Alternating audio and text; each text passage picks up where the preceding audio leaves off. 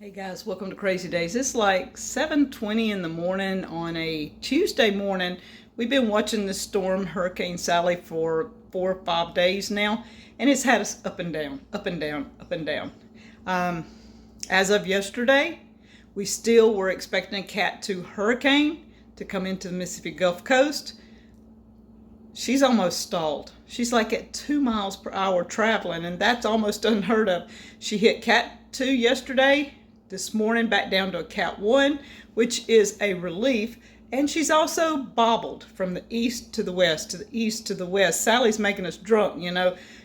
She's just taking us all over the place. So Danny and I have been on kind of a nervous, jittery path for several days, mainly because of our greenhouses.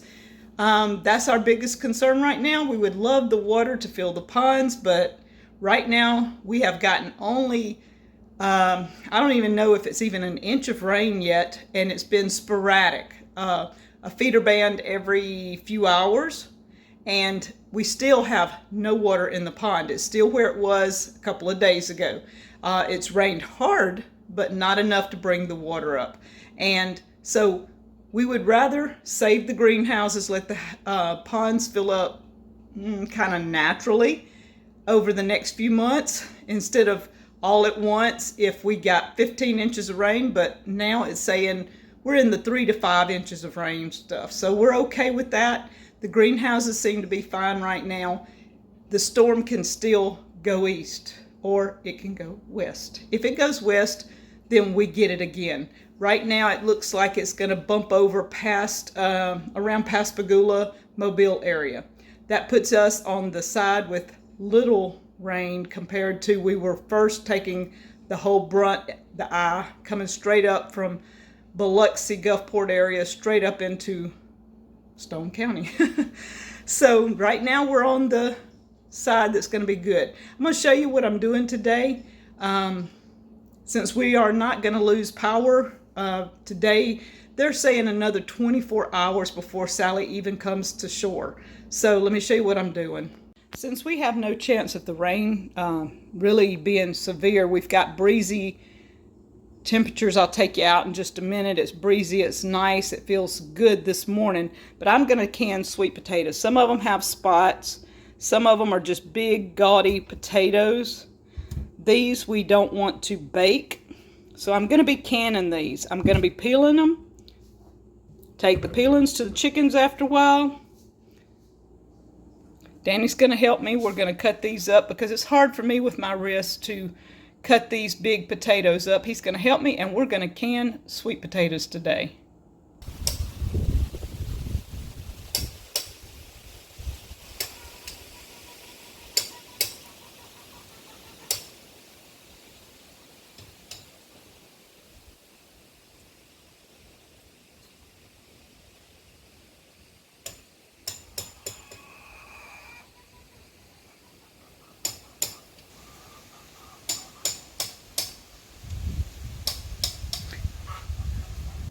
So I'm going to get busy while Danny's outside. I'm going to get all these potatoes peeled. He's going to come in and help me cut them up, and we're going to can today since we have little to no chance of power going out.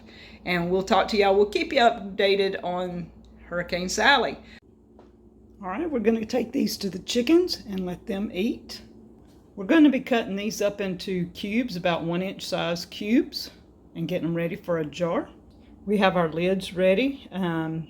I don't heat these anymore. I just put them in the ring like this. I heat my jars. We have 7 quarts ready. A light syrup. 4 cups of water to 1 cup of sugar. I do about 3 batches, so that would be 3 quarts of water to 3 cups of sugar in order to fill those 7 jars. My canner holds 3 quarts of water to put it up to the bottom line that it's supposed to be up to. This will go for an hour and a half at 10 pounds of pressure.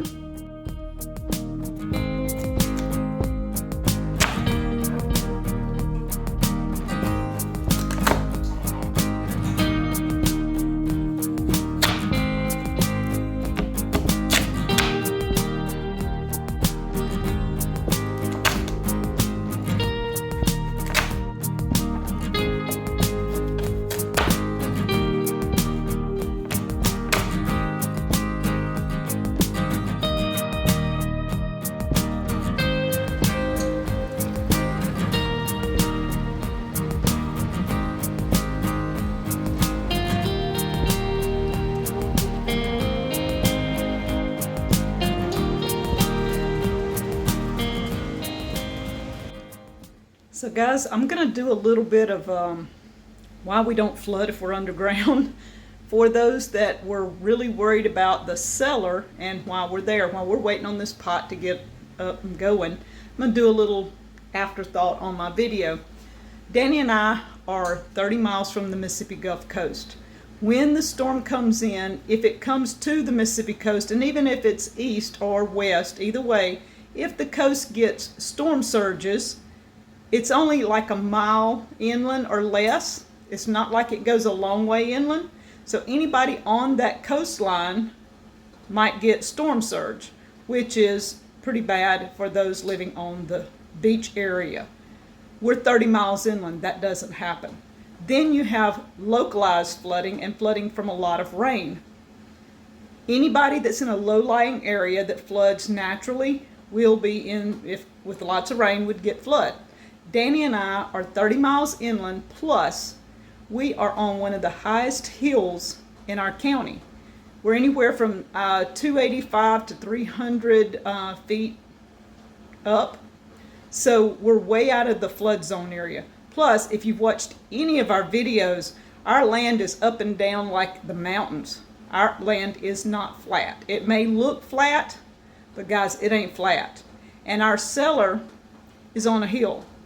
And the way it's built, we have French drains around it. We do have a video that shows it on Deep South, a little bit about how Danny built it. He did not film any of that at that time.